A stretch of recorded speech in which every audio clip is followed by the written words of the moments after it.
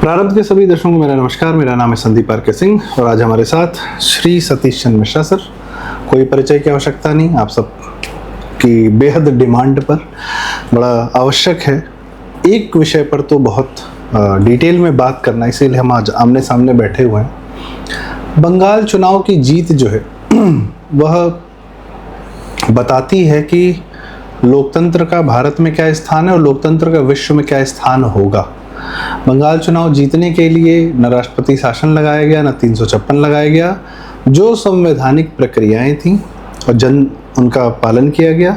जनता को free and fair election करने के लिए, देने के लिए अपना वोट वह जाके दें, उस वोट को मान्य हो, वो गिना जाए। उनके वोट के सामने कोई बांग्लादेशी रोहिंग्या ना आकर उनका वोट नेगेटिव कर दे, इसकी व्यवस्था की गई। और कार्यकर्ताओं के माध्यम से जनता में उत्साह का संचार किया गया और जनता ने फिर वह जवाब दिया। यह एक पूर्ण राजनीतिक प्रक्रिया थी और इस राजनीति के आज कितने बड़े भागी हैं, कितने बड़े बेनिफिशियरी हैं बंगाल के लोग, ये बंगाल की जनता हमें हर दिन रील बना बना के बता रही है, नाच के गा के हम्बा हम्बा कर रही है, सब कुछ है ठीक। इसमें एक आदमी का बहुत अद्भुत योगदान है, उनका नाम है श्री अमित शाह। ये वो अमित शाह जी हैं, सत्ता में मोदी जी आते हैं 2014 में और उसमें उनकी भूमिका रहती है अमित शाह जी की बहुत ज़्यादा, कि उन्होंने राजनीतिक रूप से वह चुनाव लड़ा 2014 में। प्रभारी रहे उत्तर प्रदेश के, चमत्कार हुआ, 72 सीटें आई। मतलब उतनी तो विधानसभा की सीटें नहीं थी 2012 में जितनी सांसदीय की सीटें आ गई थी। तो लेकिन तत्काल हम ये देखते हैं कि वह सत्ता में नहीं जाते हैं 2014 में, वह पहले जाते हैं भाजपा की ओर, सत्ता में नहीं जाते हैं। इमेजिन कि इतना बड़ा विजेता सत्ता नहीं पकड़ता है, वह अपने संगठन की ओर वापस लौटता है और पहले अपने संगठन को मजबूत करता है। और भाजपा के फिर जितने कल पुर्जे ढीले थे वो टाइट किए जाते हैं और इस हद तक किए जाते हैं कि अब एक वर्ग है वो कहता है कि भाजपा अब एक सेल्फ परपेचुअल मशीन बन चुकी राजनीतिक। सर, अमित शाह जी के राजनीति के बारे में, मतलब ठीक है, एज गृह मंत्री तो उपलब्धियां हैं और उस पर बातचीत हो रही है, होगी भी।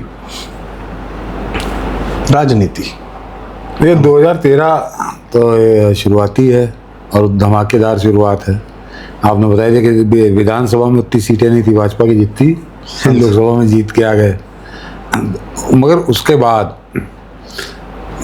जब 2014 में नरेंद्र मोदी प्रधानमंत्री बन जाते हैं तो कायदे से अग्नि परीक्षा तब शुरू हुई थी।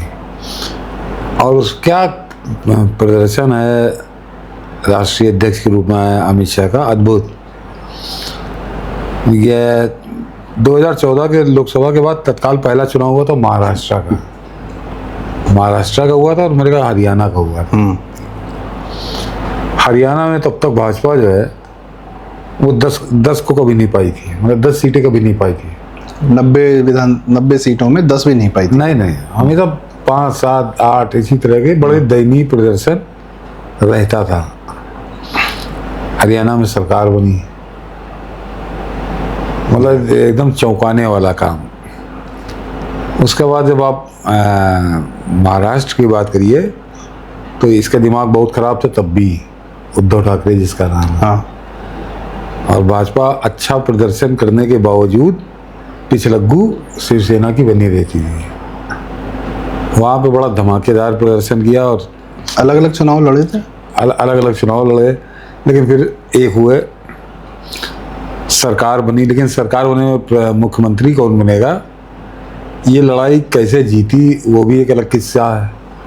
कि वो उसमें अचानक शरद पवार कूद गया था कि मैं समर्थन दे दूंगा ये वो, तो बाद में उद्धव ठाकरे को घुटनों पे आना पड़ा, तो वहाँ सरकार बनी। मतलब वो भाजपा का मुख्यमंत्री पहली बार बना 67 साल में।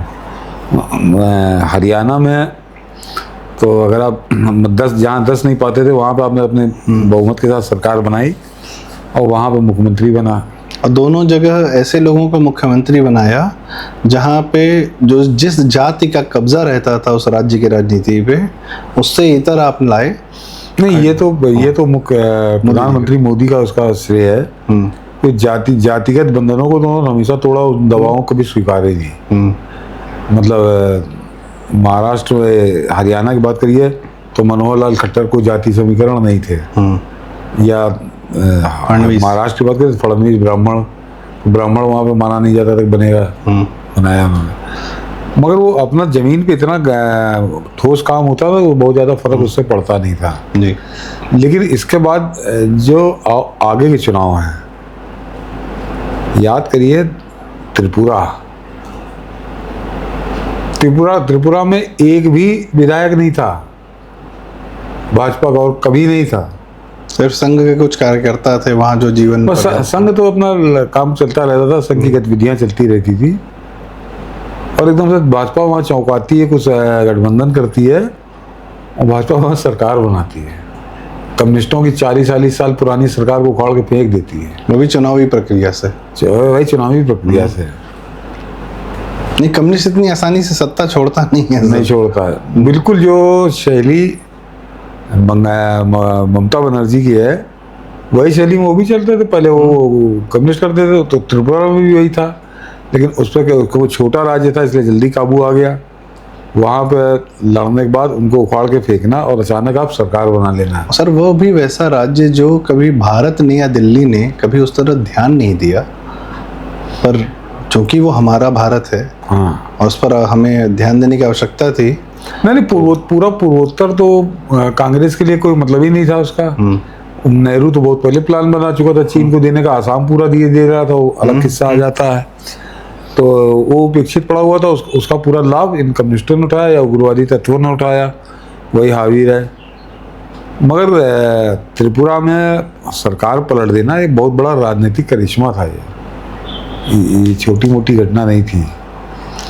बंगाल आ जाइए, तो बंगाल 2014 में जिस समय मोदी आए हैं या राष्ट्रीय अध्यक्ष बने अमित शाह, उससे पहले बंगाल में क्या स्थिति, एक या दो विधायक वो जो एक बार शायद 2 सांसद जीते थे 14 में। नहीं 14 नहीं, उससे पहले की बात। अच्छा। 14 से पहले तो वो 98 में जब ममता बनर्जी के साथ समझौता किया था वो इसकी टीएमसी का, तब जीते थे। तो जहाँ पे आपके 2 विधायक हों और वहाँ पर आप लड़ते हो, 2016 में तो दो ही रहते हैं, 2021 में 77 आते हैं, और आज आप सरकार बना देते हो। तो ये केवल कहने सुनने की बातें नहीं हैं। मतलब आप किस सरकार को हटा रहे हो, ममता बनर्जी की सरकार को हटा रहे हो, अब उसके किस्से सामने आ रहे हैं लोगों को, और जहाँ पर आपका वजूद नहीं था वहाँ पर ये स्थिति पैदा हो जाती है। तो राजनीतिक करिश्मा है, और ये वास्तव में अमित शाह की अगर आप बात करें, लोग कोई चाणक्य कहता है, कोई अलग अलग हिसाब से बुलाता है, मैं अजूबा को मानता हूँ इस आदमी को, कि वो काम किए हैं राजनीतिक रूप से जिसकी कल्पना नहीं की थी किसी ने। हरियाणा में अब आज हरियाणा भाजपा ने तीसरी बार सरकार बनाई है। हरियाणा में भाजपा की सरकार बनने की सपना हुआ करता था, सपना भी नहीं देखता था कोई। जहाँ पर वहाँ पर क्षेत्रीय दल फलाने, चौटाला दल आ गया, चौटाला 2 दल हो गए, कांग्रेस अलग जूझा करती थी, और ये सब मजबूत हुआ। भाजपा तो वहाँ कहीं थी ही नहीं। सर अटल जी के समय में बड़े नेता थे, सुषमा जी थी, अरुण जेटली जी थे, आडवाणी जी थे, अटल जी थे, लेकिन प्रदेश के जो चुनाव जीते जाते थे वो अपने दम पे एक नेता पैदा हो जाता था। शिवराज सिंह चौहान जी हो गए, मोदी जी हो गए, रमण जी हो गए, ये लोग अपने अपने स्तर पर थोड़ा बहुत लड़कर जीत लेते थे। केंद्रीय नेतृत्व कभी आकर किसी स्टेट को जिता दे, दिल्ली नहीं जिता पाई, लोग दिल्ली में रहकर कभी दिल्ली नहीं जिता पाए।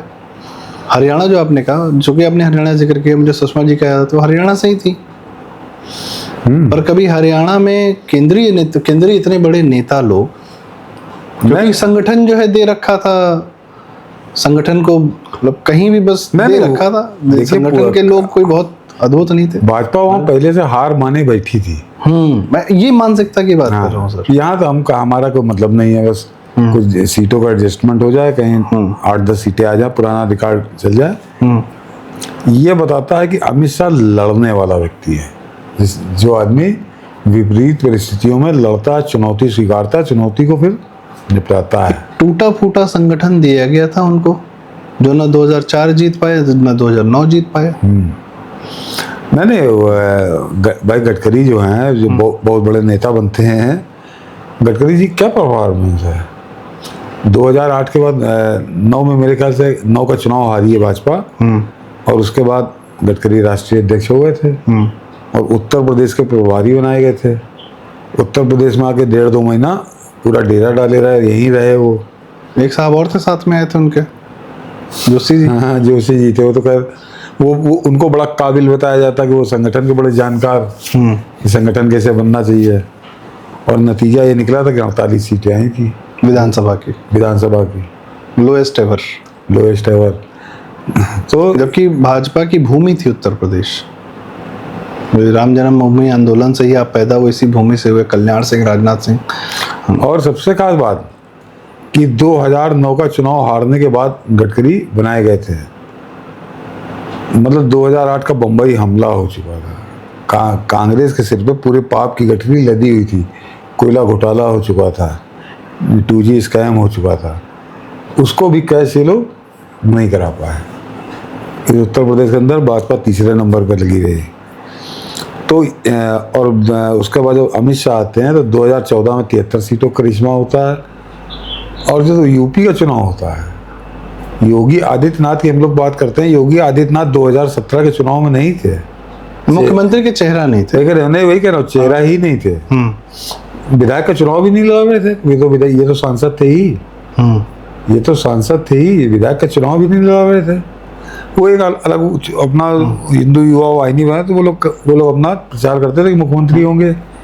तो वो जो 317 सीटें आई थी मेरे ख्याल से, 325, वो जो 325 सीटें आई थी, वो तो या तो मोदी के चेहरे पे आई थी, या मोदी के चेहरे का जो आदमी बेच रहा था जिसका नाम अमित शाह, उसके वजह से आई थी। उसमें कोई दूसरे का योगदान थोड़ी था। तो जहाँ पे 48 सीटें हों और 2-2 महीने यहाँ नितिन गडकरी पहले कर चुके हों, वहाँ पर ये परिणाम देना, तो ये राजनीतिक कौशल तो आपको बताता ही है कि आपको ज़मीनी सच्चाई आप पढ़ते हो, उसको समझते हो, और उससे फिर कैसे लड़ा जाए ये आप तय करते हो। सर मैं स्वयं नवंबर 2016 में महाराज जी से मिला था, योगी जी से, इन्हीं कारणों से मिला। और ये था कि चूँकि 17 का चुनाव आ रहा था, कुछ एक विचार थे, रखने के लिए गए थे। तो उन्होंने कहा कि नहीं ये सब मैं नहीं देखता हूँ, ये सब सुनील बंसल जी देखते हैं, आप लखनऊ जाइए, आप उन्हीं से मिलिए। ये महाराज जी के अपने शब्द थे। और मैं उसके बाद आया, बंसल जी से मिला, खैर विचार रखे, उनको समझ जो हुआ वो एक अलग कहानी। तो जो आप कह रहे हैं कि ये जो 17 का चुनाव है, लड़ कौन रहा था? बिल्कुल पूर्वांचल में दमखम था, योगी जी का बिल्कुल था, छवि बहुत गंदी बनाई गई थी, कर्म बहुत अच्छे थे, शानदार कर्म थे पूर्वांचल में।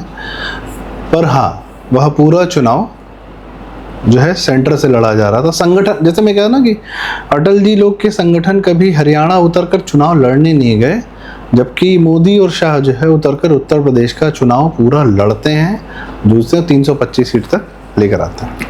नहीं, अब अटल जी के समय भी वो एक तरह से सुविधा होगी, आप भाजपा कह सकते हैं कि जहाँ हम पहले मान लेते हैं हरियाणा में ज़्यादा, हरियाणा में कोई समझौता हो जाए, मेरे को किसी प्रदेश में भी ये तो हरियाणा चाहे उत्तर प्रदेश चौंकाया, साफ हो गए, समाजवादी पार्टी सब साफ हो गए थे। एक डेंट लगा था बिहार वाला 15 में। हाँ नहीं, बिहार वाला वो अगर आप याद करिए तो वो इनको चुनाव हारना ही था, वो हारना ही था। लेकिन उसका एक लाभ हुआ जिसको लोगों ने बाद में उसका आकलन नहीं किया, कि उससे भाजपा वहाँ कुछ मजबूत हुई। वो हारना तो नीतीश कुमार का जाति समीकरण और लालू का समीकरण, वो इकट्ठे हो गए थे, वो हिसाब से जीते वो, ठीक। लेकिन उसके बाद फिर वो साफ होते चले गए। और नीतीश कुमार के बाद में समझ में आया कि उनकी गलती थी, उन्होंने लालू को जिंदा कर दिया दोबारा। 2015 में कहना था लालू वगैरह खत्म हो गए थे। तो एक केवल बिहार को अगर आप छोड़ दीजिए, लेकिन त्रिपुरा जो छोटा सा प्रदेश था, लेकिन पूर्वोत्तर एक तरह से प्रवेश द्वार है, और उसके बाद बंगाल, और एक राज्य हमारा महाराष्ट्र। तो अमित शाह ने दिखाया कि वास्तव में चुनौती स्वीकार करने के बाद कैसे उससे लड़ा जाता है और जीता जाता है। वो आदमी हार मानने वाला व्यक्ति नहीं। सर उड़ीसा में एक छत्र राज्य हो गया है, उड़ीसा भाई। उड़ीसा की भी स्थिति आप समझिए, उड़ीसा में 38 सीटें इनकी आई थी, वो भी जेडीयू के साथ गठबंधन था और उसमें 38 सीटें आई थी। उसके अलावा जेडीयू में कभी 8-10 से ज़्यादा सीटें इनकी नहीं आई।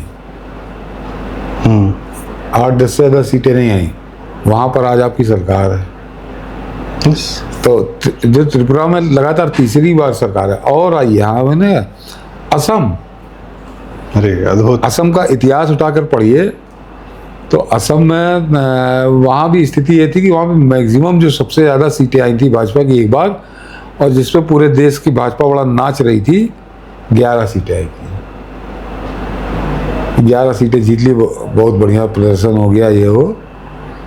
2016 में तो आपके पास हेमंत बिश्वा शर्मा भी नहीं थे लेकिन उतने एक्टिव नहीं थे। मतलब 16 में भी चुनाव जो जिताया वो केंद्रीय नेतृत्व तो नहीं जितवाया। अभी हेमंत बिश्वा शर्मा को तो आते हैं, मतलब ये समझिए कि आज आपने वहाँ तीसरी बार सरकार बनाई है।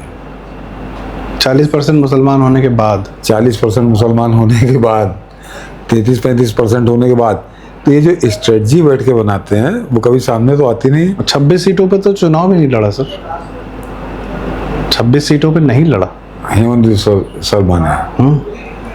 तो ये आपको बताता है कि कैसे कि स्ट्रेटजी जो बनाते हैं केवल कागज पर नहीं बनती, पहले अध्ययन करने के बाद।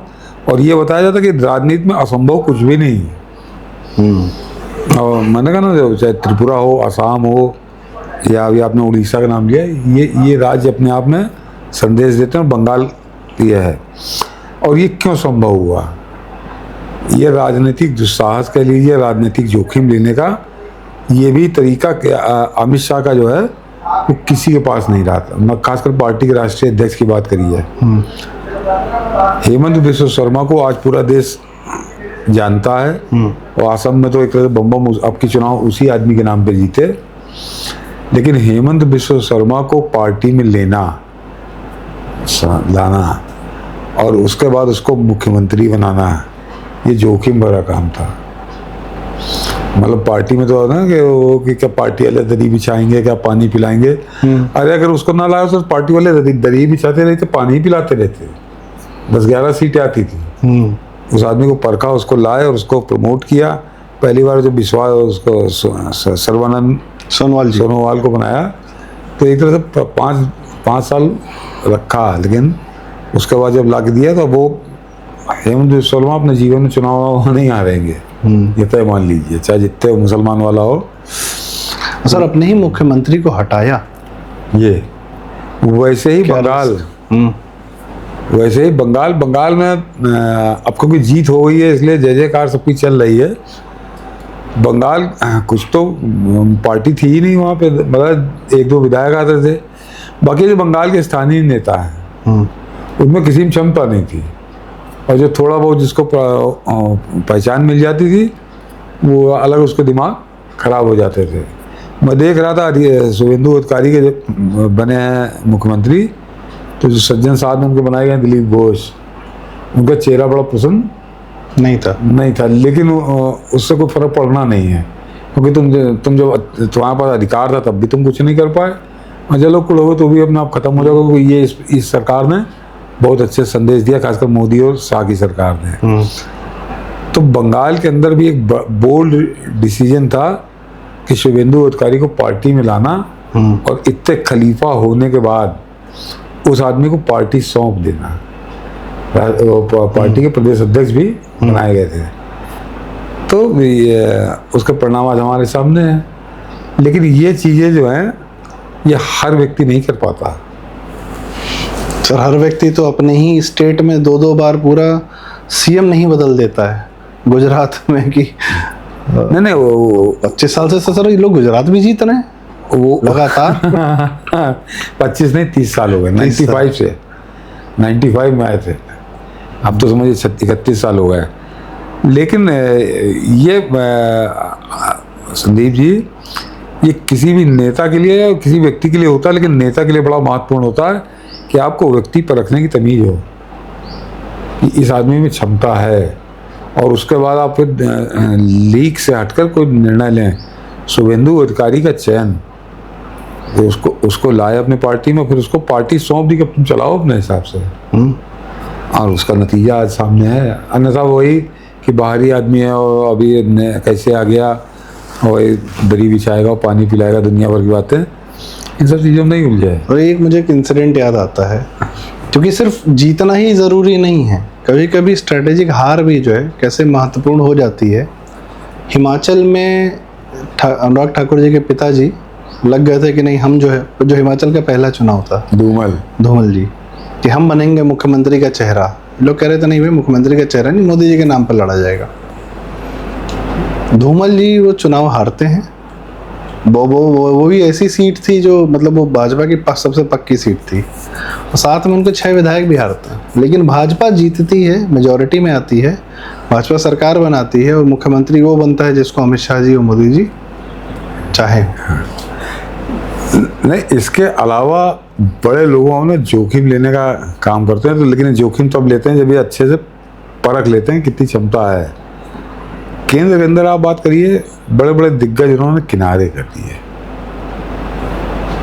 रविशंकर प्रसाद, बड़ा नाम, बड़ा चला कि ये आ जाएगा, दोबारा ले लेंगे। मौका भी पूरा दिया ना सर, कानून मंत्री बना या क्या? हाँ, नहीं भाई, मौका देने के बाद बाहर हुआ है।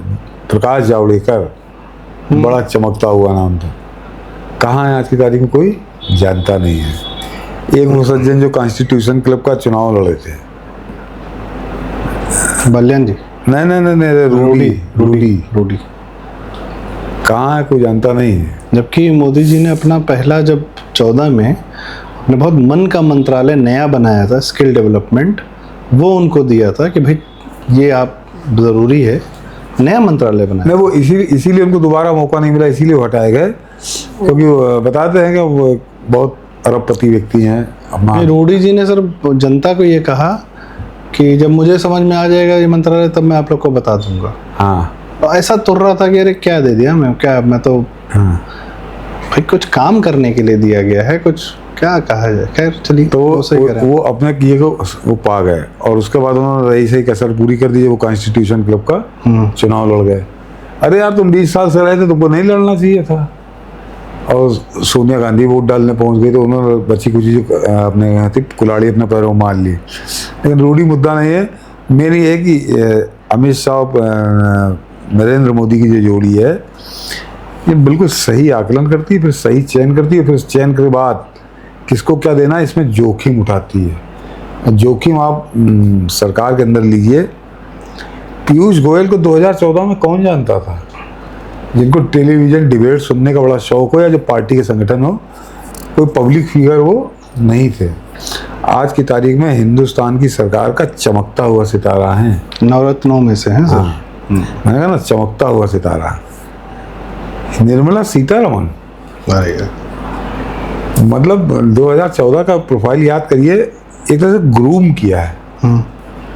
आज की तारीख में निर्मला सीतारमण की जो परफॉर्मेंस है, मैं देश के नहीं, मैं मानता हूँ कि दुनिया में जितनी सरकारें चल रही हैं उनमें सबसे श्रेष्ठ वित्त मंत्री मैं मानता हूँ। बिल्कुल, क्योंकि पूरी दुनिया में की सरकारों का भट्टा बैठा हुआ आर्थिक रूप से, और हिंदुस्तान की अर्थव्यवस्था भाग रही है, दौड़ रही है। जबकि कोविड आया, यूक्रेन का वॉर आया, सप्लाई चेन डिस्टर्ब हो गई, फिर ये वाला वॉर आया, आप लगातार झेल ही रहे हैं दुनिया को। ये तो ये जोखिम भरे काम थे।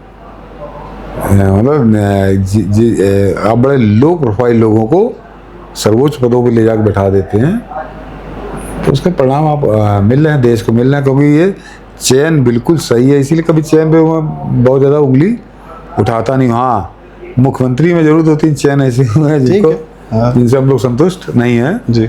चाहे वो खासकर राजस्थान में जो है वो सज्जन छाप नहीं छोड़ पा रहे, या मध्य प्रदेश है, लेकिन हो सकता है आगे आने से कुछ काम दिखाएं।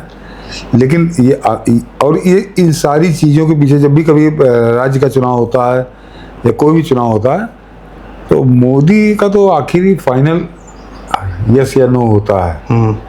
पूरी रणनीति तो अमित शाह ही बनाते हैं, पूरा डेटा, पूरा एनालिसिस, सब किसको बनना है तो तय वही करते हैं। उसके बाद मोदी करते थे। राजस्थान में भी सर क्या है ना कि राजस्थान में एक आदत थी रोटी पलटने वाली। हाँ, एक कांग्रेस और भाजपा, वसुंधरा जी वाली और गहलोत बहुत सेट थे आपस में। हाँ, वो राजस्थान का पूरा चरित्र है, वहाँ ब्यूरोक्रेसी चलाती है। पर ये मुख्यमंत्री आते रहते जाते ना, प्रदेश पूरा ब्यूरोक्रेसी चलाती है। तो शायद वह तंत्र तोड़ने के लिए भी कुछ ऐसे आदमी की आवश्यकता थी जिससे कोई जानता ही ना हो क्या करना। हाँ, अब वो जो भी वजह रही हो, तो अब आगे देखें शर्मा जी को सुधार करते हैं। केजरीवाल कैसे निपटाया सर इन लोगों ने? मतलब वो भी एक बड़ा भूत ही है, दिल्ली में हराना उसको मुश्किल ही था। नहीं, अब वो चीज़ें क्या बोलेंगे, मुकदमेबाजी शराब घोटाले में फंसा हुआ आदमी जेल चला गया, मुख्यमंत्री रहते जेल चला गया, वहाँ जाके उसने इस्तीफा नहीं दिया। तो अब ये तो नहीं कहा जाएगा कि उसको कोई अमित शाह ने फंसा दिया। भाई उसने जो 380 करोड़ का घोटाला किया, उसके तो सारे डिजिटल फुटप्रिंट है ना, सबूत हैं सारे हैं। ऐसा नहीं है कि अजय हैं। जो आप ना केजरीवाल की बात की, तो केजरीवाल अजय हो जाता और उसने 2 बार वो जीता, जिस तरह से जीता वो साला अजय ही था वो आदमी। वो अजय आज भी बना रहता। ऐसा थोड़ी कि अमित शाह जहाँ जाएंगे वहाँ सबको हरा ही देंगे आप, ऐसा नहीं है। ये उसके कर्म थे, और वो बहुत गंदे कर्म थे। और उसकी व्यवस्था वैसी नहीं थी जैसे ममता बनर्जी है। ममता बनर्जी को जो किस तरह से हराया अमित शाह ने जी, इस पर तो वेब सीरीज बननी चाहिए सर। वेब सीरीज नहीं, इस पर किताब लिखी जानी चाहिए, जिसने करीब से उस चुनाव को देखा है। मेरा बड़ा लेकिन को मैंने उसको चुनाव को बड़े करीब से नहीं देखा, हम लोगों ने जो अखबारों में पढ़ा देखा, जो व्यवस्था उसकी थी ममता बनर्जी की। केजरीवाल की वो व्यवस्था थोड़ी थी। केजरीवाल एक सूत्री फार्मूले पे चल रहा था कि जम के लूटो और उस लूट का एक बढ़िया मोटा माल मीडिया खिलाओ, बचा खुचा पब्लिक में बांट दो, बिजली फ्री है, पानी फ्री, और बाकी दिल्ली गई ऐसी की तैसी में। तो वो इस फार्मूले पे चल रहा था और उसी में वो पकड़ गया शराब घोटाले में अपने। बाकी उसके कोई ढंग के लोग नहीं थे, तो धोखे की टट्टी चली उसकी कुछ दिन से। वो है ममता बनर्जी वाला जो चुनाव था वो रणनीतिक चुनाव था, और उसको वास्तव में अमित शाह ने कैसे जीता, अमित शाह ही जीते हैं उस चुनाव को। शुभेंदु भंडारी तो उसका एक तरह से चेहरा है, लेकिन अमित शाह ने कैसे जीता है। अब अटकलें लगेंगी उन्हें ना, किताबें लिखी जाएंगी, सब होगा, लेकिन वास्तव में उस सच को अगर कोई जानता है तो सिर्फ अमित शाह ही जानते हैं। क्योंकि उन्होंने सर अपना पूरा जोर लगा दिया एज अ भाजपा के नेता, सर्वोच्च नेता। ठीक है, अध्यक्ष नितिन नवीन जी हैं, और अमित शाह जी का कद हम सब जानते हैं क्या है, गृह मंत्रालय का। नक्सलाइट्स को निपटाने की एक तारीख दी, 31 मार्च तक इनको निपटा दिया जाए, क्योंकि जो सीआरपीएफ ट्रेंड पर्सनल्स हैं 3 लाख तो हमको बंगाल में भी चाहिए। नहीं, आप कैसे मूव कराएंगे सीआरपीएफ ना होती तो सेना लगाते, क्योंकि बंगाल में केवल चुनाव नहीं हो रहा था, बंगाल के चुनाव की ये तय हो जाता कि बंगाल देश में रहेगा या नहीं रहेगा। लेकिन सेना लगाते तो फिर वही बात होती कि भाई अपने ही प्रदेश पर आप सेना से अत्याचार करवा रहे हैं। नहीं, तो सेना लगा तो पहले हुआ नहीं क्या, पूर्वोत्तर में पहले लगती रही यार। नहीं, कहने का मतलब है कि वह लांछन भी नहीं लगने पाया, नहीं कि हमने सेना इस्तेमाल की। क्योंकि अब ममता बनर्जी के हारने के बाद जिस तरह से बांग्लादेश में प्रदर्शन हो रहा है वो चौंकाने वाले हैं। उस देश का बंगाल के चुनाव से क्या लेना देना, और हजारों की तादाद में कट्टरपंथी रोड पे निकल रहे हैं। तो निश्चित तौर पर कोई एक एजेंसी थी, एजेंसी का ISI थी पाकिस्तान की, जो एक तरह से ऑपरेट कर रही थी कलकत्ते के अंदर जी, और ममता के संपर्क में थी वो। तो ये सर आप कैसे देखते हैं कि ये जो राजनीतिक समस्याएं हैं कि जो प्रदेश जो है जिसकी सीमा हमारे दुश्मन देश से लगती है, आपका मुख्यमंत्री के पास बहुत सारा इंसेंटिव होता है कि उसके साथ मिल जाए और आपको छोड़ दे, सभ्यता और बंगाली कल्चर और तमिल कल्चर और पंजाबी कल्चर। नहीं, ये तो कहा जा रहा है, ऐसा नहीं होता कि ममता बनर्जी घोषणा कर दी थी कि आज से हम बांग्लादेश में होंगे तो बंगाल शामिल हो जाता। ऐसा नहीं है, ऐसी स्थितियां पैदा कर दी थी कि आपके काबू बाहर हो जाता वो। और वो 620 किलोमीटर भी इसीलिए वो बाढ़ नहीं लगने दे रही थी, खुलेआम माना जाना था कि वो इतना उत्पात हो जाता कि भारत सरकार के खुद ही। एक आरोप और लगा सर राजनीतिक, 2021 में लोग कहते हैं कि भाजपा ने गलती कर दी, ये कर दिया वो कर दिया और हार गए बंगाल का चुनाव। तो साफ पता है कि नहीं जीत सकते थे। कोविड भी चल रहा था, फिर आप SIR भी आप नहीं करवा पाए थे, आपके फर्जी वोटर वहाँ तैयार ही थे, जो भी था। तो यह हुआ कि 2021 में ममता ने जीतने के बाद तांडव किया और भाजपा के कार्यकर्ताओं को मरवाया। और उस पर बहुत आरोप लगा इन लोगों पर कि उन्होंने भाजपा कार्यकर्ता छोड़ के भाग गए, भाजपा कार्यकर्ता छोड़ के भाग गए। वह लांछन भी इन लोगों ने लिया और उसका फिर क्या कहते हैं प्रति उत्तर से उन्होंने कर्म से ही दिया, राजनीतिक प्रक्रिया से ही दिया। नहीं, अब बंगाल की जो अब सच्चाई सामने आ रही है तो खुल के आ रहा है कि हम किससे लड़ रहे थे, और वो जो लोग उस समय मारे गए 2021 में, तो उसको आप इस तरह से देखिए, कोई युद्ध होता है तो कुछ जनहानि होती है, वो जनहानि हुई। और कोई सरकार बन गई थी ममता की, तो कुछ बहुत राज्य का मामला होता है, कानून व्यवस्था, तो उस पर ज़्यादा कोई कार्रवाई हो नहीं पाई और केंद्र सरकार उसमें गाली खाई। लेकिन अब जब दोबारा सरकार बनी भाजपा की वहाँ पे, तो अभी 10-12 दिन हुए समझिए, और जिस तरह से कार्रवाई हो रही है, और शुभेंदु बनर्जी ने 2021 की हिंसा के सारे फाइलें खोल दी हैं। तो ये उन लोगों को जवाब है जो उस समय गाली दे रहे थे कि भाजपा ने बुला दिया और फलाना किया ढिमाका किया। अब वो आके सामने जवाब दे कि एक कमीशन बन रहा है सर उस 2021 के बाद की हिंसा के लिए, ये और पर्टिकुलरली 2021 के बाद की हिंसा जो भाजपा के कार्यकर्ताओं पे हुआ, उनके परिवारों के लिए तो मेमोरियल भी बनवाया है। 315 लोगों का उन्होंने मेमोरियल बनवाया जो वहाँ मारे गए, उन्हें याद रहता है अमित शाह को याद। हाँ, ये सबसे खास बात है कि अमित शाह को सब याद है, पर वो अपना समय अपना निर्धारण करते हैं कि हमको इस टाइम पीरियड में हमको ये काम करना है, और उसमें वो काम होता है।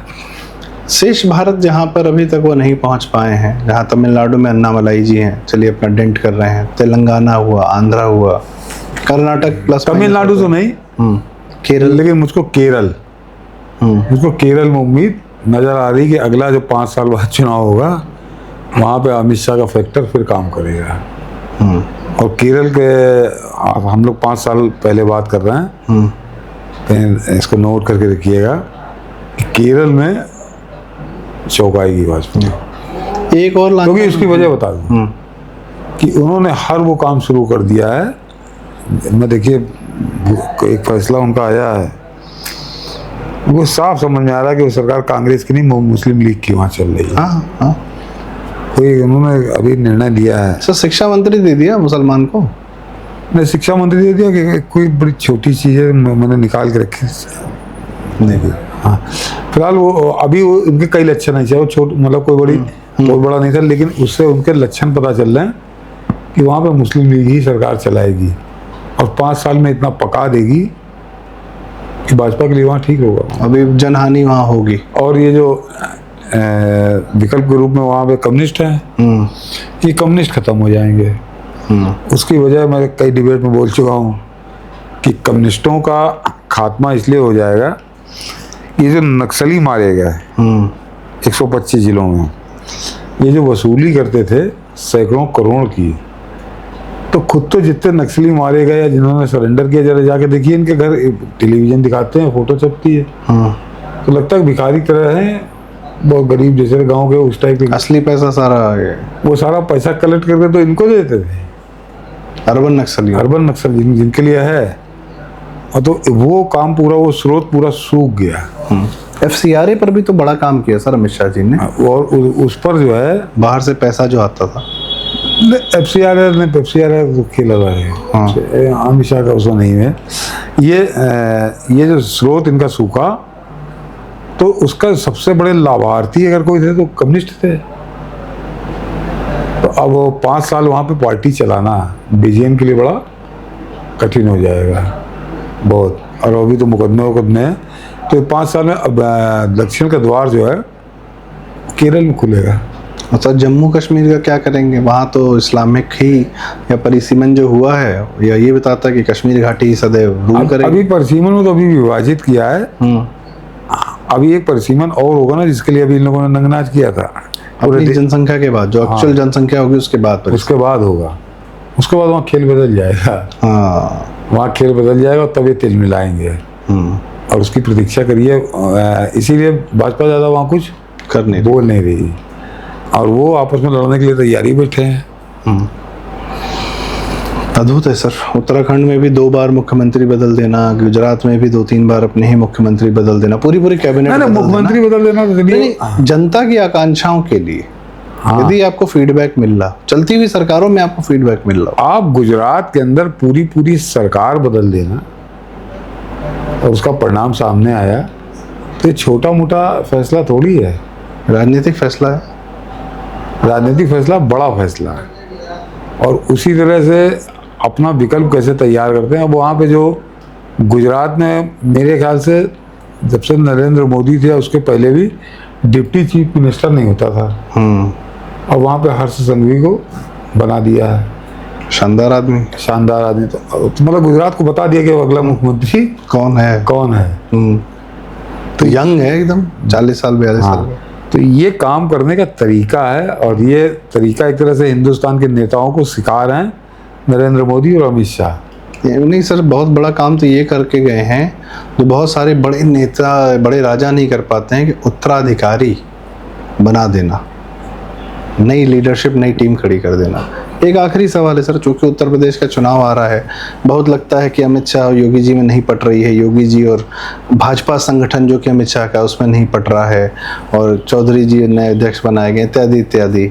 तो ये संगठन की जो बात है उत्तर प्रदेश की, ये कैसी है? क्योंकि चुनाव आ रहा है, अब इस पर तो बातचीत चालू हो गई, बहुत लोग ये बात कर रहे हैं, इसमें क्या भ्रांतियां हैं, क्या? हाँ, भ्रांतियां हैं, और भ्रांतियों में दूर किए देता हूँ कि अमित शाह बनेंगे प्रधानमंत्री की योगी बनेंगे प्रधानमंत्री, इसको लेकर बहुत ज़्यादा द्वंद्व है, और समर्थक विरोधी सब इसको कैश कराने में लगे हुए हैं। जो विरोधी वो भी कैसे इस बात को भड़का दिया जाए, बढ़ जाए, और समर्थक अपने अपने तलवार खींचे खड़े हुए हैं।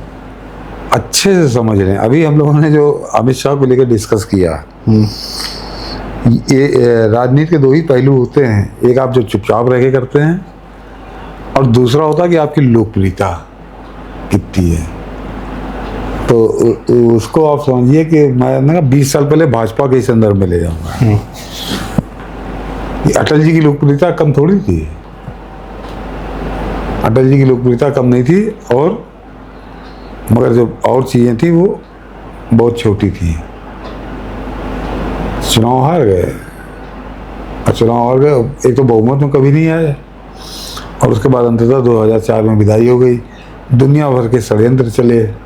उसी नरेंद्र मोदी 2014 में आते हैं, पूर्ण बहुमत से आते हैं, पूर्ण बहुमत से रिपीट करते हैं, और उसके बाद भी थोड़ा सा रह जाता है, लेकिन 240 से फिर सरकार बनाते हैं। तो जिस सरकार चलाने के लिए ज़रूरी तत्व है वो दोनों आपके पास होने चाहिए। योगी आदित्यनाथ के पास जो है लोकप्रियता प्रचंड है, कहीं किसी प्रकार की कमी नहीं है। विरोधी भी जब अखिलेश यादव चुनावी साल है तो ब्यूट पटांग बोले, अन्यथा बोलने के लिए उनके पास कुछ है नहीं, क्योंकि योगी महाराज का जीवन ऐसे ही है। लेकिन जो अभी हम लोग अमित शाह के संदर्भ में बात कर रहे थे, शासकीय और प्रशासनिक, उस पर कोई शासकीय तो फिर भी ठीक है, नीतियाँ अच्छी बनी हैं, आगे काम हुआ है, जनता को लाभ मिला। प्रशासनिक तौर पर नीतियाँ उतारने की जिम्मेदारी है, उस मामले में योगी आदित्यनाथ फिलहाल प्रदर्शन बहुत बेहतर नहीं है। ब्यूरोक्रेसी, केवल उसी की बात कर रहा हूँ, केवल उसी की बात कर रहा हूँ कि, और मैंने एक बार शायद आप ही लोगों के यहाँ बोला था जब हम आप पुष्कर दादा वगैरह सब बैठे थे, कि उस पर आज भी काम नहीं हुआ है। कि एक बात समझ लीजिए कि हम लोग को कोई लखनऊ में रहते हैं तो हम आप जो है योगी आदित्यनाथ और दुनिया अखिलेश यादव की बात करते हैं, जरा सा इस राजधानी से बाहर निकल जाइए दायरे से। जो गांव देहात में छोटे शहरों में रहता है उसकी सरकार या तो थाने में होती है और या फिर तहसील में होती है। जमीन जायदाद के कागज और मुकदमे, उसको योगी ने क्या कहा, अखिलेश ने क्या कहा, उससे मतलब नहीं है। थाने में तो फिर भी कुछ स्थिति ठीक है, तहसीलों में तो स्थिति बदतर है, भयंकर भ्रष्टाचार, भयंकर लूट है। और योगी बाबा के नहीं समझ में आ रहा तो मैं क्या बोलूँ उसको लिए। और ये सबसे खास बात यह है कि योगी बाबा की समझ में तब नहीं आ रहा जब वो खुद बेईमान नहीं है। एक तो होता ना कि चलो जब मायावती के समय था तो और मायावती का उल्टा था मामला, मायावती के बारे में सब जानते थे कितनी ईमानदार हैं वो, बकायदे सबको सारा पता था। कलेक्शन डायरेक्ट होता था। लेकिन तहसील के अंदर भ्रष्टाचार नहीं था, ये पता करिएगा। तो मायावती भी जमीन से जुड़ी हुई थी, जमीन वो जानती थी अच्छे से कि यहाँ पे अब उसकी पब्लिक आती है। तो क्या भाजपा संगठन से भी फीडबैक वगैरह इत्यादि कुछ है ऐसा नहीं कि- नहीं, सेक्रेटरी देखिए खूब फीडबैक दिए जाते हैं, ऐसा नहीं है, फीडबैक दिए जाते हैं। अब योगी बाबा नौकर साहब भी विश्वास है नहीं, क्या कहा जाए, अपने विश्वास है, मतलब वो उसके अलावा वो सबको झूठा समझते हैं, दूसरे उनके अगल बगल एक मंडली है। भाई सत्ता के न रहने पर ये प्रशासनिक वर्ग तो आपके साथ नहीं रहता है, एक आपके सेकंड साथ नहीं रहता है एक सेकंड आपकी नहीं। पार्टी और आपका संगठन। एक सेकंड नहीं रहता, और रहना भी नहीं चाहिए, वो रहना भी नहीं चाहिए। उनकी ड्यूटी, जैसे बंगाल देख लीजिए, बंगाल में 15 साल उन्होंने गुलामी की, सारे मजे मारे। ममता बनर्जी की, ममता बनर्जी सरकार की, वो जो सड़क पे नमाज पढ़ना तो उन्होंने डंडो उड़ा दिया, उससे पहले ये लोग पढ़वाते थे। तो वो इसमें एक आपको बड़ा ऐतिहासिक उदाहरण दूं, एक टीका राम हुए थे, उनको शायद अंग्रेजों ने सर की उपाधि भी दी थी, और आज़ाद भारत जो आज़ादी मिली तो वो तब डीजीपी नहीं होता था, आईजी होता था। तो टीका राम संभवतः उत्तर प्रदेश पुलिस के आईजी भी हुए, और टीका राम जो है वो चंद्रशेखर के एनकाउंटर में भी, चंद्रशेखर आज़ाद के एनकाउंटर में भी वो थे, जो टीम थी उसमें थे वो। तो जब वो बनाए गए तो उनसे यही सवाल पूछा गया था, तो उन्होंने कहा कि मेरी कोई दुश्मनी नहीं थी, हम ड्यूटी उस समय अंग्रेजों की कर रहे थे, हम उनके नौकर थे। आज की तारीख में अब आज़ाद भारत में हिंदुस्तान के नौकर हैं, तो अगर वो जिसने भी अंग्रेज अफसर जिसने मारा था, तो वो सामने अगर वो उस आदेशों को गोली मार दो तो हम उसको मार देंगे, क्योंकि हमारा काम ड्यूटी करना, और अगर हम ड्यूटी अपने आदेशों का पालन नहीं करते हैं तो हम गलत करेंगे ना। तो वो चीज़ है, तो वो नौकरशाही एक सेकंड ना रहेगी, ना उसको रहना चाहिए। वो तो जो सरकार आएगी उसके गाना गाने लगेगी जी। लेकिन बाबा को नहीं समझ में आता जी। तो ठीक है, लेकिन 17 का चुनाव हम देखते हैं कहाँ किस पलटी, क्योंकि 17 के 27 नहीं 27 का चुनाव मैं अभी कह दे रहा हूँ, मैं भविष्यवाणी कर रहा हूँ, दर्शकों से भी कह दूँ, जो कि आप अक्सर नहीं करते हैं। हाँ मैं कह दे रहा हूँ कि योगी के सरकार कहीं नहीं जा रही। ये अखिलेश यादव जितना कूद फान ले, पिछली बार 273 सीटें आई थी, और मैं आज समझिए कहाँ आया, मई में है, तो 7 महीने इधर और 7-8 महीने हैं, 8 महीने पहले कह रहा हूँ कि 250 से कम कहीं नहीं है। मैं 250 से शुरुआत कर रहा हूँ, और सही फिगर बात करेंगे हम लोग दिसंबर में जी। और जबकि अखिलेश यादव, राहुल ये बिल्कुल दिमाग से निकाल दीजिए कि अखिलेश यादव यहाँ आने जा रहे हैं। नहीं, मैं दूसरी बात कहूँ सर, 24 में जो थोड़ा बहुत जीत गई है सांसदी, खैर सांसद लेके क्या ही कर लेंगे, तो वह जीते, मान लीजिए एक नैरेटिव चल गया, मान लेते हैं शायद वो बात चल गई कि आरक्षण और संविधान, आरक्षण का और संविधान का फिर से इन लोगों ने शगुफा छेड़ा है सर, अखिलेश ने और राहुल ने। उत्तर प्रदेश के चुनाव से आरक्षण और संविधान का क्या मतलब? नहीं मैं बता रहा हूँ, ये मूर्ख लोग हैं। मैं क्यों इतने विश्वास से कह रहा हूँ कि 250 से तो शुरुआत है, अब आगे कितनी बढ़ेंगी ये भी हम लोग दिसंबर में बात करेंगे। लेकिन ये मूर्ख आदमी है। 2024 का जो परिणाम था उत्तर प्रदेश का, देश के छोड़ दीजिए, तो वो परिणाम क्यों था, इसका सबसे बढ़िया, सबसे सर्वश्रेष्ठ आकलन आप ही के कार्यक्रम में हुआ था उसी दिन जी, 4 जून 2024 को। ना तो इनके किसी नैरेटिव की वजह से हुआ था, ना वो संविधान की वजह से हुआ था, उसके कारण कुछ और थे, वो कारण अब खत्म हो चुके हैं, वो कारण अब खत्म हो चुके हैं। और दूसरे ये कोड़ में खाज ये लोग और कर रहे हैं, जो भी संदीप जी ने कहा कि ये उत्तर प्रदेश के चुनाव में संविधान और आरक्षण लिए घूम रहे हैं, कोई मतलब नहीं, बेसिर पैर की बातें कर रहे हैं, ये बेसिर पैर की ही बातें करते रहेंगे। तो ये अभी योगी जी उत्तर प्रदेश में सीएम बन गए हैं, तो कौन सा संविधान बदल दिए हैं, कौन सा आरक्षण खत्म कर दिए हैं, नहीं कोई, और कौन सा कर देंगे फिर बन जाएंगे। ये मूल विपक्ष है। हाँ, और मैंने कहा 250 से ये 249 नहीं होंगी, हाँ 250 से अब ये 270 280 आने वाले 6-7 महीने होंगे, बताएंगे। मतलब 250 सीटें तो हर हालत में होनी है। और वैसे भी अमित शाह जी कह चुके हैं कि योगी जी रिपीट होंगे। हाँ। वैसे ही कोई आपस में वह क्या कहते हैं, देखिए सबके अपने कार्य करने के तरीके होते हैं, तो हाँ तो देखो मेन सवाल वो रह गया जो आपने पूछा था, वही आखिरी सवाल था कि योगी और अमित शाह तो अगर प्रधानमंत्री बनने की बात होती है तो प्रधानमंत्री पद के लिए अगर वास्तव में जो डिजर्विंग आदमी है तो वो तो अमित शाह। उसके बाद योगी, और दोनों की उम्र में 10 साल 10-12 साल का अंतर है। तो उसके बाद फिर सेकंड इन वेटिंग योगी। नहीं, जैसे मान लीजिए आज प्रधानमंत्री मोदी जी हैं और अमित शाह जी हैं, ये सेंटर में 1 और 2 हैं, चल रहे हैं, तो सेंटर में यदि अमित शाह जी हों और सेकंड योगी जी, हाँ बिल्कुल, होम मिनिस्टर क्या है, वही अभी तो देश में बहुत सफाई करनी है सर। हाँ, वही समीकरण बनेगा ही। और वैसे एक, हालांकि बहुत विश्वसनीय तो नहीं है, लेकिन कहा जाता है कि अमित शाह विदेश नहीं गए क्योंकि किसी ज्योतिष की सलाह पे। तो भारत का प्रधानमंत्री वो आदमी तो नहीं बन सकता जो विदेश ना जाए। हाँ, तो वो छोड़ दी। लेकिन फिलहाल वैसे राजनीतिक रूप से देखिए तो अमित शाह डिजर्विंग कैंडिडेट है सर। और कोई ऐसा मुझे इन लोगों में क्लैश दिखता नहीं है भाई। गृह मंत्रालय पूरी तरीके से योगी जी के साथ है, पूरा सारा फीडबैक देता है। नहीं, बहुत नरम होने की जरूरत नहीं है। अच्छा, गृह मंत्रालय कतई नहीं है। अच्छा, तीसरा डीजीपी है, क्यों नहीं दे रहे हो परमिशन?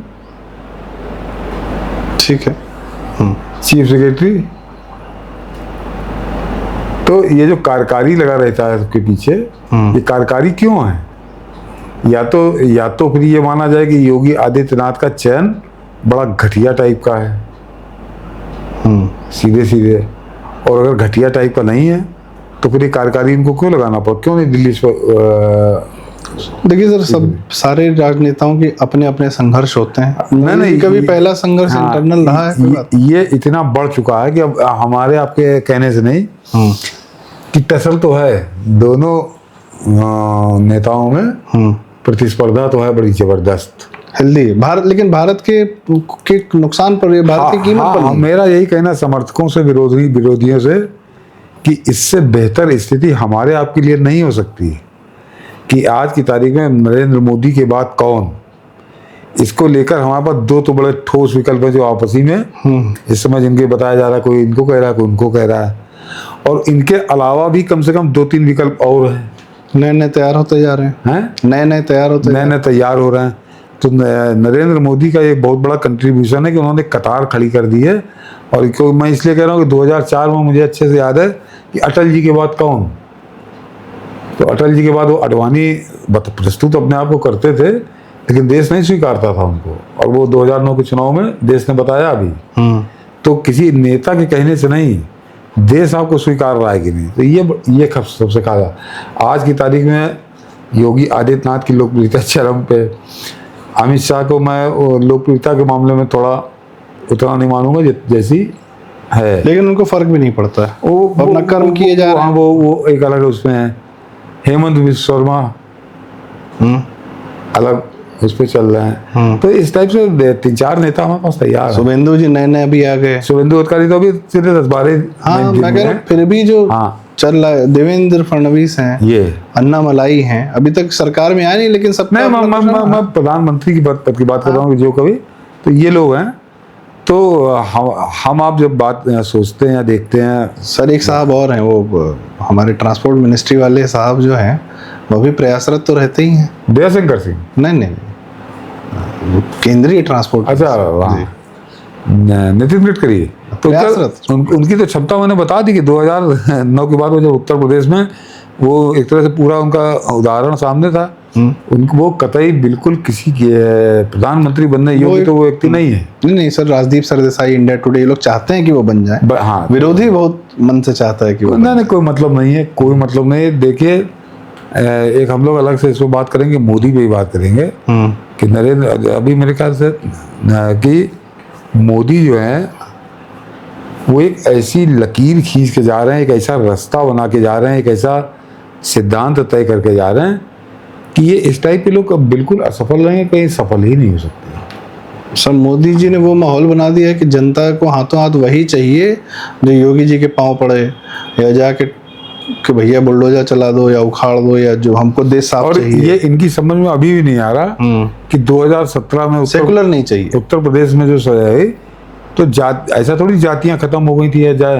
मगर जाति से अलग हटके दिया ना वोट, तब आदमी आपकी 325 सीटें आई थी। तो वो एक अलग तैयारी कर रहे वोटर की भी मानसिकता में परिवर्तन आ चुका है। हैं। वो 2017 का चुनाव वही बता रहा था, क्या वोटर जब वोट डालने जाता है तो उसके दिमाग में कुछ और होता है। और सबसे बड़ी जो चीज़ उन्होंने है कि वोट सबके नहीं होता होगा, लेकिन मेरा अपना मानना है कम से कम 60-70% वोटर है कि उसके दिमाग में देश होता है। यहाँ उत्तर प्रदेश में जब वोट डालने जाएगा तो उसके दिमाग में प्रदेश होगा। उत्तर प्रदेश में तो हम लोग बात करेंगे किसी दिन जी। अभी तो उत्तर प्रदेश तो अब शुरुआत हो रही है माहौल। तो दर्शकों, राजनीति का एक बड़ा जो है परिवर्तन, राजनीति में बहुत बड़ा परिवर्तन आ चुका है। जैसा सर ने बताया कि वोटर के भी मन में बड़ा परिवर्तन आ चुका है, और इस परिवर्तन को लाने वाले एक बहुत अद्भुत इंसान राजनीति में जिनके सिर्फ संगठनात्मक व्यवहार पर बात की गई, देश की भाजपा को दुरुस्त करने की बात की गई, अमित शाह जी, और जिनके इस कार्यकाल और इस प्रक्रिया से देश का वोटर भी अब अपने लिए विधायक या सांसद नहीं, अपने लिए देश का नेता चुन रहा है और देश के बारे में सोच के चुन रहा है।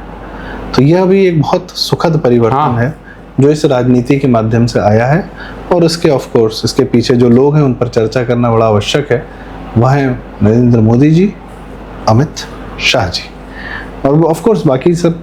किसी को देखिए, किसी की तारीफ करने के लिए हम किसी को कम नहीं कर रहे हैं, हम तारीफ भी नहीं कर रहे हैं, हम कह रहे हैं ये सत्य है, या हम ऑब्जर्व करने का प्रयास कर रहे हैं या डॉक्यूमेंट करने का प्रयास कर रहे हैं। नहीं, इसमें बताइए कि बंगाल में जहाँ 2 विधायक होते तो वहाँ आज आप सरकार बना दिया। त्रिपुरा में जहाँ एक भी विधायक कभी नहीं जीता था 70 साल में, वहाँ 2000 नॉर्थ ईस्ट पूरा भाजपा के पास है इस समय। नॉर्थ ईस्ट में केवल एक जगह छोड़ के, मिजोरम को छोड़ के बाकी 6 राज्यों में सरकार है। त्रिपुरा में तीसरी बार आपकी सरकार है। उड़ीसा में आपकी सरकार है। ये वो जगह हैं जो रेगिस्तान था, अकाल, जहाँ पे भाजपा के नाम पे कुछ नहीं पैदा होता था। तो ये अगर 6-7 साल के अंदर, 12 साल के अंदर ये करिश्मा हुआ। हरियाणा जैसा राज्य जो एग्रेसिव भी है, दिल्ली आपके हाथ में आया, दिल्ली आ गया, तो करिश्मा तो है। और नहीं, बिना सत्ताओं के क्या राम जन्मभूमि बन जाएगी? क्या भोशाला मंदिर मिल जाएगा? हाँ, क्या विकास हो जाएगा? भाई ये सब कार्य तो तभी होंगे ना सरकार बनेगी। ये सबसे बड़ा परिवर्तन है कि भोजशाला का इतना बड़ा फैसला आ गया और 700 साल पुराना कहीं पत्ता नहीं खड़का है। वो कुछ लोग जाके सुप्रीम कोर्ट में पहुंचे हैं, बाकी वहाँ पूजा पाठ नहीं, इस बार सर राम मंदिर का फैसला हम लोग लड़े, हम लोग मतलब कि हिंदू लड़ा, सुप्रीम कोर्ट तक हिंदू लड़ा, बड़ी जद्दोजहद की। इस बार ये फैसला हाई कोर्ट से अपने फेवर में आ गया और अब कहा जा रहा है कि तुम जाओ लड़ो, लड़ो, जाओ, तुम लड़ो। ये पत्ता नहीं खड़का जो आपने कहा। तो जो संदीप जी कह रहे हैं वो चीज़ है। ये परिवर्तन अचानक थोड़ी हुए हैं, ये इनके पीछे वही चीज़ है। चुनाव जीतने होते हैं, सत्ताएं अपनी बनानी पड़ती हैं उसको, और ये नहीं कि एक बार जीत कर हार जाएं, फिर कंटिन्यूस। सभ्यता तभी पलेगी जब आपकी सत्ता निरंतर रहेगी, और उस सत्ता की निरंतरता के लिए एक राजनीतिक पार्टी अभी की व्यवस्था में उसके सारे नट पुर्जे एकदम कलपुर्जे सब एकदम टाइट होने चाहिए, मशीन की तरह काम करना चाहिए, निस्वार्थ काम करना चाहिए। भाजपा के कार्यकर्ताओं का वो मोटिवेशन होता है कि जान गंवा कर भी काम करते हैं। अपनी ही सरकारों से उनके यही चलता रहता है कि हमारा काम नहीं हो रहा या उनके कारण नहीं हो रहे, फिर भी निरंतर लगे रहते हैं, और ये मोटिवेशन नेतृत्व देता है। नहीं, मैं ये जो शिकायत होती है कि हमारा काम नहीं हो रहा, इसको लेकर मैं कभी परेशान रहा ही नहीं। सर भाजपा का कार्यकर्ता ये बात नहीं बोलता है जितना बाहर ही बोलते हैं। हम इसीलिए कह रहा हूँ, मैं कह रहा हूँ दर्शकों को, आप भी कभी इसको क्या काम नहीं होता तुम्हारा भाई? सत्ता क्या लाए थे, किस लिए लाए थे? बिजली के लिए। पूरे प्रदेश की बिजली मिलेगी, आपके घर को नहीं मिलेगी। हाँ, ये पूरे प्रदेश को सड़क मिलेगी, एक्सप्रेसवे मिलेगा, कुछ भी मिलेगा, लॉ एंड ऑर्डर अच्छा रहेगा। वो निजी करने वाले होते हैं, 10-5 हजार होते हैं पूरे प्रदेश के अंदर। तो सर तो वो सपाइयों कांग्रेसियों के लक्षण है वो तो वो नहीं, वो 70 साल का वो कल्चर रहा है। वो लगता है कि उसने कमाया तो मैं भी कमाऊंगा। यार मौके सबके लिए हैं, सब कमा रहे हैं, सब बना रहे हैं। मैं कह रहा हूँ उसके बावजूद भाजपा का कार्यकर्ता यह कार्य नहीं करता कि अपनी ही सरकार का कुछ नुकसान कर दे या कुछ ऐसा व्यवहार कर दे जिससे उसके नेतृत्व पर आंच आ जाए। ऐसा वो नहीं करता जैसे समाजवादी वाले करते हैं, नंगा नाच करने लगते हैं, अखिलेश की नहीं, बीवी नहीं, छेड़ देते हैं सब। समाजवादी पार्टी को कार्यकर्ता थोड़ी उनके यहाँ, वो तो जो गुंडे हैं सोसाइटी के, वो सब इकट्ठे हो गए वहाँ पे हैं, वो अपना समाजवादी पार्टी में। कांग्रेसी सब दलाली करने लगते हैं। वो अजय राय भी कल जो है मोदी जी को फिर से भी कुछ बदतमीजी कर गया है, ठीक है। अरे वो कहावत है ना कि हाथी चले बाजार कुत्ते भूखे हजार। हाँ। अजय राय और नरेंद्र मोदी की तुलना, कांग्रेस ने टिकट दे दिया, लड़ गया था बाद में, मोदी से तुलना हो सकती है इस आदमी जी। तो आज की चर्चा का समापन करते हैं। राजनीति को जानना और समझना, या जो हमें, क्योंकि इसमें कम से कम प्रयास करना हमारा आपका जीवन निर्भर करता है। अभी कुछ दिन पहले मेरे एक मित्र से बात हो रही थी, लोग कह रहे थे अरे तुम अपने राजनीति के चक्कर में जो अपने दोस्तों को छोड़ देते हो, उनसे बहस कर लेते हो, बात कर लेते हो। अक्सर मैं अमूमन बहस नहीं करता हूँ, पर मैंने कहा कि मेरे परिवार के लिए, हमारे आसपास के मोहल्ले में शांति बनी रहे, लॉ एंड ऑर्डर अच्छा रहे, ये मेरा दोस्त गारंटी नहीं कर सकता, ये मेरा सीएम गारंटी कर सकता है। हमारे यहाँ बिजली रहे, सब कुछ व्यवस्था अच्छी रहे, मौके मिले ताकि लोग कमाएं धमाएं, ये तो सीएम गारंटी करेगा ना, दोस्त थोड़ी करेगा। दोस्त यारी अपनी जगह होती है, हम उससे कोई नाता नहीं तोड़ रहे हैं।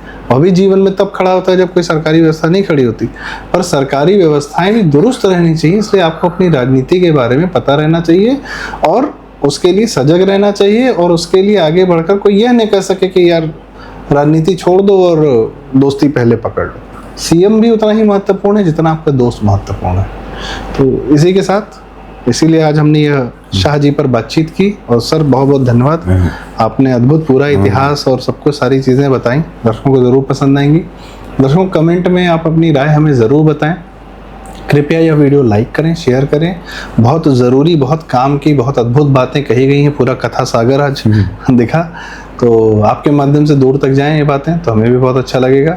और कृपया चैनल ज़रूर सब्सक्राइब करें प्रारब्ध, और सतीश सर को सदैव हर दिन सुने मनीष ठाकुर शो पर रात में 10:30 बजे। इसके साथ बहुत बहुत धन्यवाद, नमस्कार, जय श्री राम।